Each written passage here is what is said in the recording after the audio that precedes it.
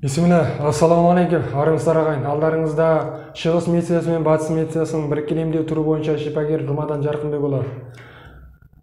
Жақында Қазақстанға Қытайдан 4 миллион доза COVID-19-ға қарсы вакцина әкелініпті, оны балаларға салу мақсатында. Ендеше біз бүгінгі лекциямызда балаларға шынымен де коронавирусқа қарсы вакцинаны салудың қажеті бар ма? Осы тақырыпта әңгіме өрбітетін боламыз. Сіз біздің лекциямызды бірінші рет тыңдап отырған болсаңыз, онда тіркелу түймешігін түртіп каналымызға жазылыңыз. Әрі видеомызды соңына дейін тыңдауға әрекет жасаңыз. Себебі бүгінгі лекциямызда біз өзіміздің ертеңіміз, болашағымыз, ұрпағымыз болған балаларымыздың бас амандығы, денсаулығы, өмірі жайында маңызды тақырыпты қозғалып отырмыз. Сондықтан да соңына дейін толық тыңдауға әрекет жасаңыз. Коронавирус індеті бүкіл әлемде таралғалы бері әлем жұртшылығының 2,6%-на жұққан.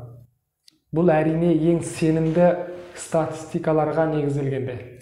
Қазақстандағы медиалардың немесе Қазақстан денсаулық сақтау министрлігінің статистикалары біз үшін оның сенімділігінен көрі ішіндегі жалған тұстары көбірек екендігі баршамызға, көп сандымызға аян нәрсе. Сондықтан да біз сіздерге ең сенімді ақпарат көздерінен ең сенімді көрсеткіштерді ұсынып отырмыз. Сол 2,6% әлем жұртшылығының ішінде тағы да 2,3% сол ауру себепті ажал құшқан. Ал енді сол өлімге душар болғандардың ішіндегі 80%, біріншісі жасы үлкен, егде тартқан қария, қарт кісілер болса, екіншісі созылмалы ауру бар кісілер, ал үшінші топтағылар иммунитет функциясында кемістік бар адамдар. Балаларға жұғу салыстырмасы осы көрсеткішке негізделгенде жоқтың қасы деп айтуға болады. Балаларға жұққан күннің өзінде де жеңіл өтуі мүмкін, немесе мүлдем симптомсыз ауру жүріледі. Одан кейін жазылу барысында 99,99% үлес бойынша балалар бүкілдей бұл аурудан сауығып кете алады.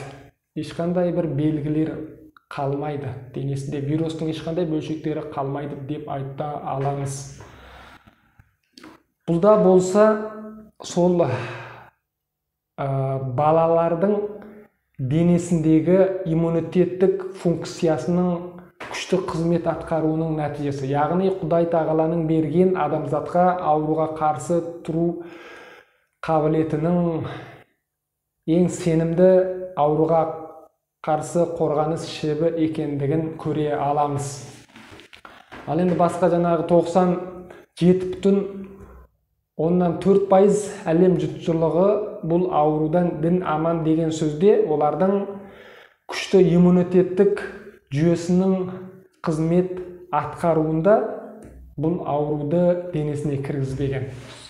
Логикаға, осы статистикаға сүйеніп біз логикаға келтіріп айтатын болсақ, шынымен де індетпен күресетін тұсымыз бізге үш жағынан екендігін көрсетіп бере алады. Оның біріншісі, қартайған кісілердегі қартаю процесі денесінде көп жүрілгендіктен сол қартаюдағы барыстарды азайту.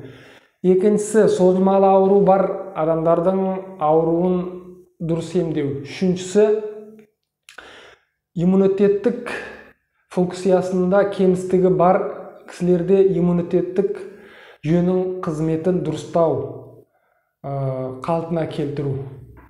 Сонда ғана біз бұл індетті толық жеңіп шығып кете алатынымыз белгілі.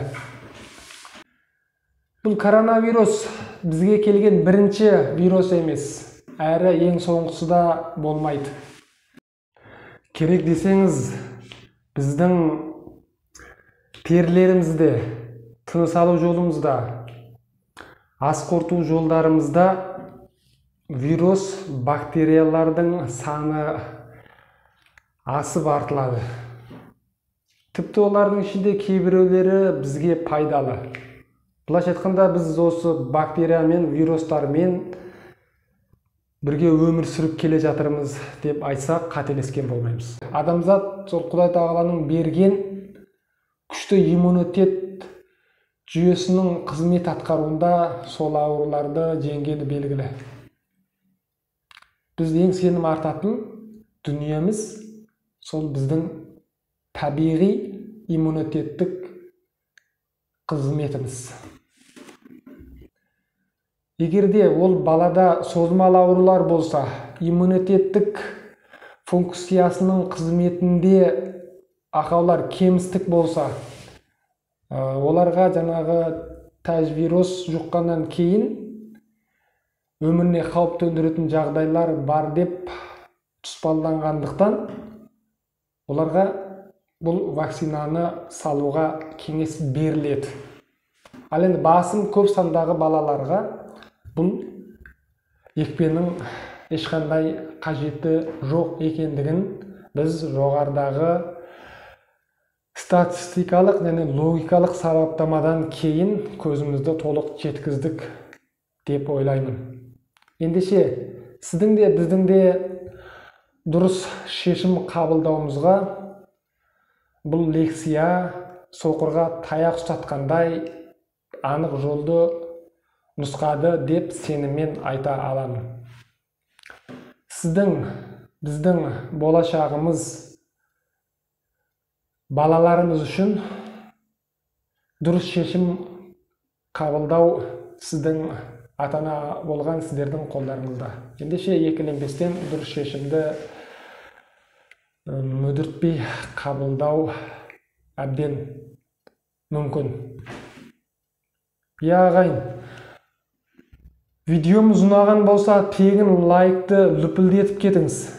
Әрі лекциямызды бүкіл әлеуметтік желілерде жалықпай бөлісіңіздер. Себебі бұл ертеңгі болашағымыз болған балаларымыздың бас амандығы, денсаулығы, өміріне қатысты маңызды лекция болғандығы үшін. Тіпті де атсалысып бөлісуге әрекет жасаңыздар. Келесі эфирде кездескенше Алла тағала төрт көзімізді түгел қылғай. Аман сау болыңыздар.